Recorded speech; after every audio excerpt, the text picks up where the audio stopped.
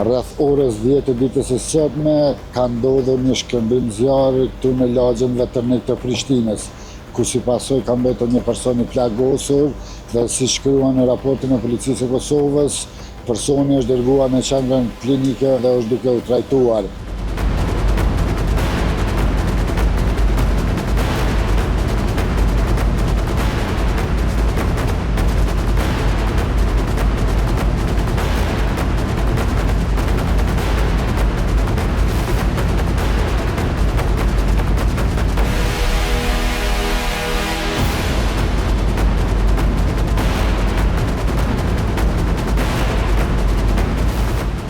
Si që shkruan po ashtu edhe në raportin e policisë, automjeti që po transportonte para të një banke këtu, ishte tentuar që të plaçkitej nga disa persona të armatosur.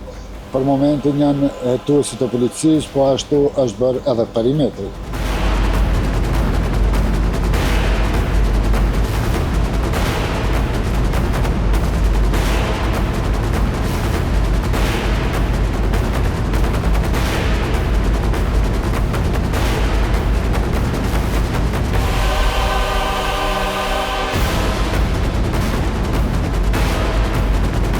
Ky është automjeti që po shihet prapa meje, pick-up të cilin e kishin përdorur grabitësit në lagjën Veternik, ku tentuan që automjetin e mbushur me para që ta grabisin.